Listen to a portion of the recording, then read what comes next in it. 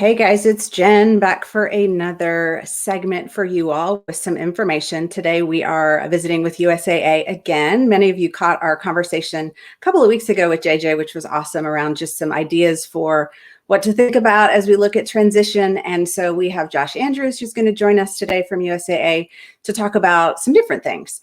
So I hope you guys are enjoying these segments as much as I am. I know, we know a lot. We've been around a while, but there's always stuff to learn. And I always like hearing from the organizations that are supporting us. So Josh, we're excited to have you and appreciate you coming in and spending some time with us. If you want to take a minute, just introduce yourself to everyone and talk a little bit about your role at USAA, and then we'll get into a few questions. Yeah, definitely. So thank you for having me. I'm definitely a step down from JJ, so I apologize for that in advance. So my name is Josh Andrews, and I've been at USAA for about 9 years now. I actually transitioned straight from active duty to USAA after 12 years. So I did 12 years active duty, and then I did the reserves and USAA for 9 years, and I retired June 12th of last year. Exciting. So, yeah, it was a very good day. It was a very good day. I know my wife liked it a lot. And so at USAA, my responsibility is really military life advice, representing the military and what it's like to go through the 4 distinct segments of joining, deploying, PCSing, and then leaving the military. What are the financial implications? What are those life events like? And so I represent that to the entire enterprise. So as we are serving the military throughout our all different lines of businesses, we do so with the military mind in the forefront of our minds, military life in the forefront of our minds. And I love that, as USAA is supporting military families, I find so often they have military members that are working behind the scenes and have that background and that, ability to really know what it's like, as opposed to, thinking you know what it's like, but it's different when you've lived the PCSs, you've lived the deployments. It really provides, I think, a different perspective that you can, I'm sure, bring to the table in terms of helping support all of us. So thank you for that. And I was going to mention to folks too, if there's a couple folks here, if you have any questions for Josh or for USAA, feel free to throw those into the comments. But what I had talked to Josh about coming on and talking to you all about is really just looking at what he mentioned, these like military life events, these kind of key cornerstone things. And, Josh, you've been around a long time. 9 years is a lot of experience to see what the USAA members have sort of learned and what you can share with us. So one of the things I was curious about is that retirement piece you mentioned. So, if you could go back in time, what would be the thing that you wish you had known a little bit earlier in your kind of pre-transition process? So if I had gone back in time, the number one lesson learned I had was understanding civilian benefits.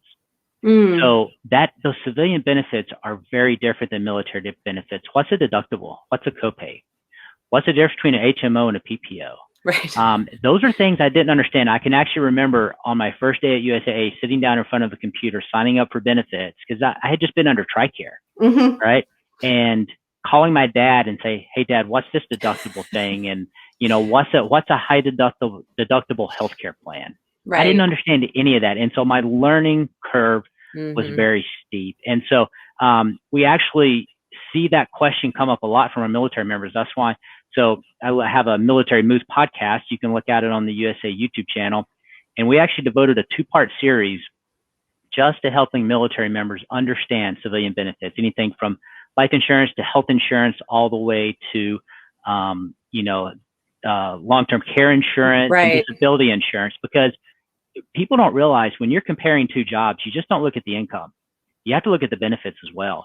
And so while one job may give you a little bit lower income and salary, their benefits package may be so much better that that's the actual job you go with. And those are things I did not understand when I was transitioning from active duties to civilian life.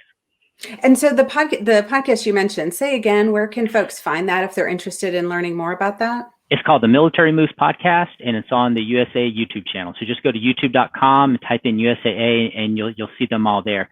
And it's really the life experience of what's it like to join the military. What are some financial lessons you need to take when you join the military or PCS? And what's the deployment like? So if someone's going out there and it's like, I've never been on deployment, then we have a podcast on what is a deployment like, or what do I need to take? What financial actions do I need to take for my first deployment?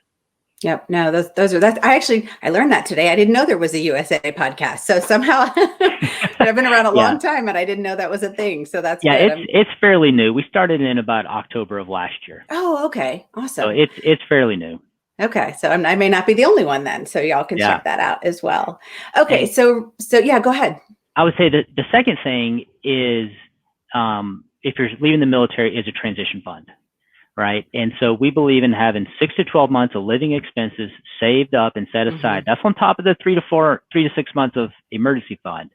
And unfortunately, we believe that because veterans don't always get the job right away, right? Or they may get a job, but it's probably not at the same level that they were at in the military, because they may go into a different sector and they may make a step back. I mean, I was grateful to come to USAA, but I took a 55% pay cut to come to USAA.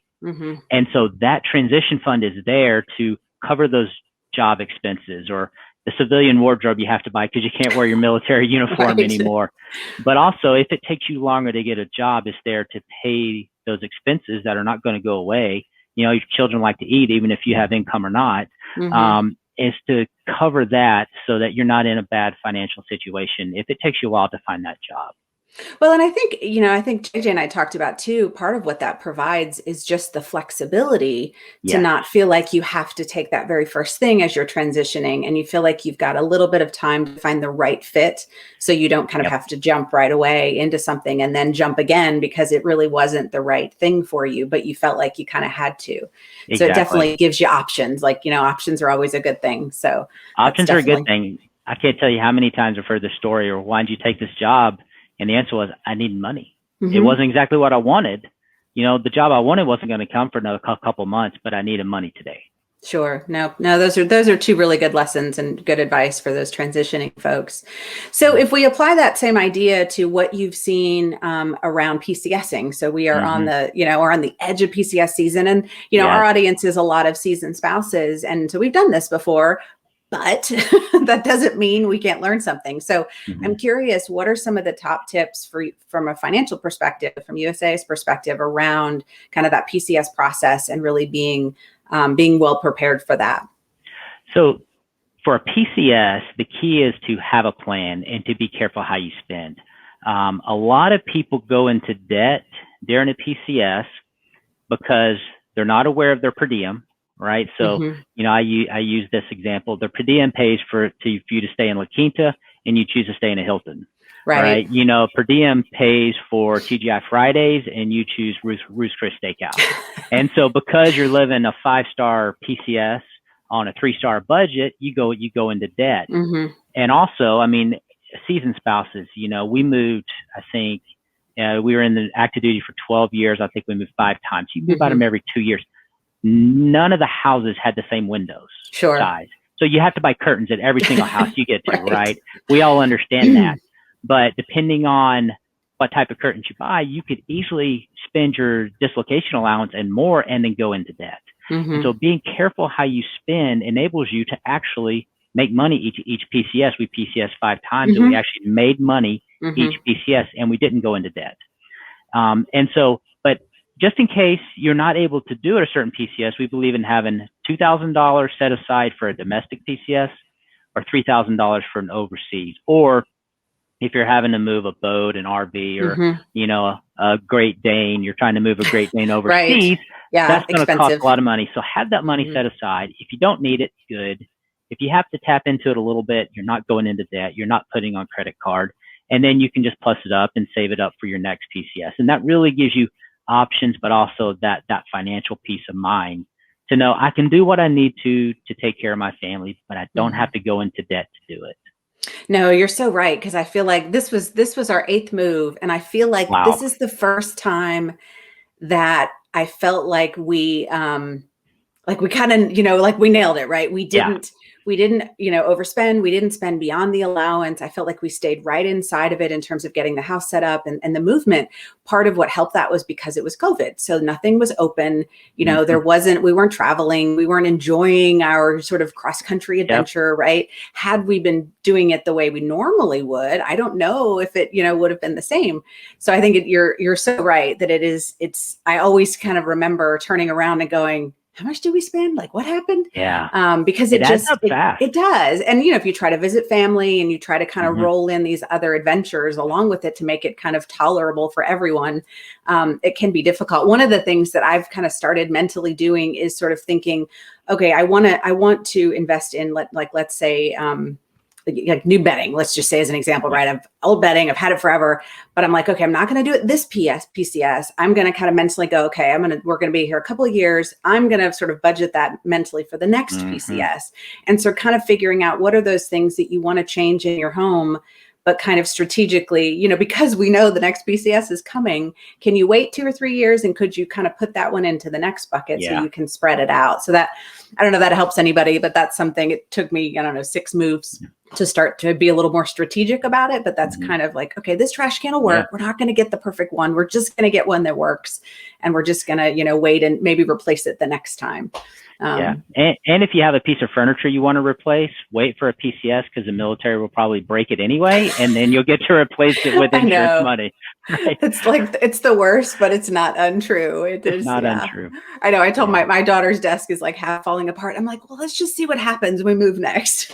Yeah. We had this one recliner that we wanted the military to break so we could replace it. And finally, after the 3rd PCS, we just threw it away and bought one because they never broke it. So right. Even though we wanted them to. Yes. So I love Leslie's comment, sometimes it is 21st century furniture not fitting, the really old home, or vice versa. And so sometimes you end up in a smaller place or a bigger place. And so, some of those changes is a little harder. Some of those investments, if you will, are harder to anticipate. But to your point, if you've got some cushion and you've got some, the ability to be flexible, again, it's giving yourself options. So I love that. Comment. Any other thoughts around PCS? Otherwise, we'll shift over to deployment ideas.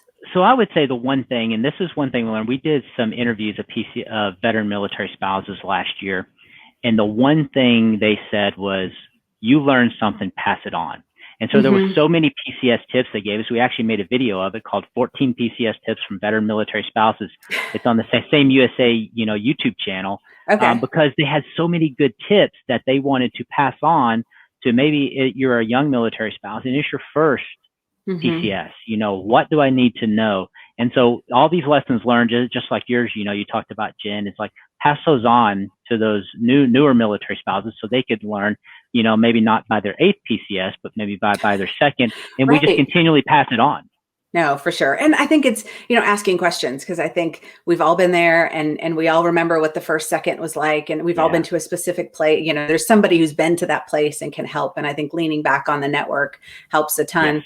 I was going to share Matthew's comment as well. They are mid PCS this year. And he was saying that they we'll be making a lot with all the different aspects. And I think, to your point, sometimes if you are really strategic, it can be an opportunity to, if you don't overspend, to really take that dislocation and be able to use it and not have to just, put it on pay off the things that you've done. And I think Matthew's doing a partial, like they're doing some of it, I think, themselves. Partially, yeah. For some people, that's a great option and works well. I've never done and probably will never do, because it's just not my thing. But but for some folks who are willing to do that, I commend them, because I think you can come out a little bit ahead in the end. But you're kind of paying yourself for your work. Like it's not like it's exactly. You really, it's not so much making money. It's really just paying yourself for the labor of doing it yourself. So let's shift over to deployment. And I think there's probably some similarities, but what are some of the biggest tips that you would provide? Maybe someone who's newer to a deployment, or even, has done it before, but has kind of forgotten all the things they need to know. So I would say the key to deployment is have a plan. And because each deployment could be different. And so let me give an example. So this deployment, or your last deployment, it may have been a shorter deployment, and you may have decided to just stay near your installation, right? And so you have one household to maintain. And so there's opportunity maybe to save some money, right? You got tax-free income, family separation allowance. And so there may be opportunity to save money. Well, what's your plan, right? Are you going to take advantage of the savings deposit program? Are you going to contribute extra to your TSP? Are you going to pay down debt, save that emergency fund, save for kids' college? So what's the plan? But next deployment may be a longer one. And it may be one where the family decides to move back closer to family. And so you may actually be spending more money because now you're maintaining 2 households. Right. And so what's your plan for that? Is the extra you're making going to cover the difference? If not, where are you going to adjust your budget so that you can pay for what's going on? And that's why, I say have a plan is the number one thing with deployment, because every deployment could be different, especially for those no notice ones. You may be spending more money because the military spouse may have their job and you're not there. The military member isn't there to pick the kids up from school. Right. And so now you're having to adjust your hours or, pay an after school daycare where if both families were, both spouses were there, you don't have to. And right. So those type of situations are where you need to really talk about. And then the second thing is, we've all heard about it, but be careful of the retail therapy, right? It's very tempting to, I'm so guilty. Yeah. And some of it's fine. I'll be honest with you. Some of it is perfectly fine because it's a way to reduce stress. It's a way to make things seem more normal when you're not in a normal situation. When I was in Afghanistan, I sent my wife some flowers. They were fairly expensive, but I wasn't there and I wanted to send her some flowers. It made me feel good, made her feel good. And she still has the vase today. And that was 11 years ago. Right. But you need to be careful, because if you go overboard, we all know some of those things can get quite expensive. And so if you really use retail therapy, you can find you reach the end of the deployment and you actually spend a lot more than you intended. And what could have been a positive financial situation actually turned into negative and you're in debt. Yeah, no, I think that is absolutely. And I think particularly that first time, right? It's easy to just, to your point, not having a plan, it's easy for it to kind of get away from you. And then all of a sudden you're 6 months in and you're like, oh my gosh, we haven't been able to use this opportunity to, to further our goals. So I think that's really important. The other thing you said that really strikes me is the sort of the geographic bachelor or the geographic separation piece with deployments, or just like in the seasoned spouse community. I find a lot more than there used to be of families that are opting for that, for stabilization, for kids for school. And so now you're potentially, incurring these additional costs for that. So I think what I continue to hear, Josh, among everything you've said, is just the plan is what matters, and having that open dialogue and the open communication with you and your spouse and the family, like the zero goals, this is what we're doing, and having a plan, no matter whether it's, geo-bacheloring or PCSing or deployments, having a plan is kind of the key. Having a plan and being on the same page, you don't want to, now, if you have a no notice deployment, there's not really anything you can do. You try to, you solve it as you go. But if there's time for the deployment, it's coming, come up with that agreed upon budget and that agreed upon set of who's going to pay what bills. And obviously it should probably be the person staying back, because you don't, know, you never know the person deployed has access to internet or even time to do anything like that. But also realize that, for the person left behind, you just can't pick up both roles. Now, you can't do everything, you can do a lot, but you can't do everything. So understand those limitations and how you're going to lean on your support network to provide for that support, or a maintenance, a car maintenance person who's going to handle all the maintenance instead of the person who normally handles the car maintenance. And just understand those, have those conversations, so you can try to keep as normal of a life as possible, but also not overspend if possible. No, and it's funny you say that, because I can think of a few people I know that have said, okay, for the family separation money, like part of what we're going to do is we're going to use a portion of that for someone to come in and clean the house twice a week, because that's just one more role that, yes, could the, the spouse that's at home do that job, of course. But while you're taking on all these additional responsibilities, where can you find opportunities to just, use that money for what it's sort of intended, which is to alleviate that burden. And so there are little pockets where maybe you can, do that, or have someone come in so you can have a day, without the kids, or whatever the case might be. So I think to your point, really deciding the overall plan, but then really what that execution of the plan looks like together is really important. Yeah. And the last thing I'd say is write down what worked. Unfortunately, sometimes between PCS, we're like, well, what did we do last time? Because things have changed, right? Well, if it worked, write it down. So when the next time a deployment comes, or the next time a PCS comes, you know what to do and you remember what worked, and write down what didn't work. Like, well, we did that and we didn't like it. It didn't work. So let's not do it again. We all have bad short-term memory, so just write it down. Yep. No, that's it. A lot of us have our little books. So, like add it to your book if you've got one. Yes. So I will close us out, Josh, with JJ's comment. I think he felt left out. He wanted to be part of this, which is, we love JJ. So he was accolading your choice in steakhouses. So I thought that was kind of funny. So JJ, thanks for being here. We miss you. JJ is awesome. He is. He's such just a supporter of not just obviously the military community, but as a military spouse, I've run into him in so many different places, and he just is such a supporter in so many ways. And we're grateful to him and to USAA for helping support our retreat that's coming up. So for all those who are watching who are Evolve attendees, definitely send your thanks to USAA for helping make some of that event possible. So we are grateful to you all. Okay. And I think that's a wrap. Josh, is there any closing thoughts? If not, we will sign off. No, thank you for the opportunity. I appreciate it. I hope to get to do another one of these. This is fun. A lot of great questions. Good. I think it's a great way for us to kind of get to know you guys a little bit more and to understand what all the organizations that support the military community, what they really can offer and how we can work together to do this as easy as possible, right? Military life is hard, and leaning into the services and the people that want to support us is, I think, how we all make it a little bit easier. So good. I appreciate your time. Thank you so much. And thank you all for joining us. And we will see you guys on the next video.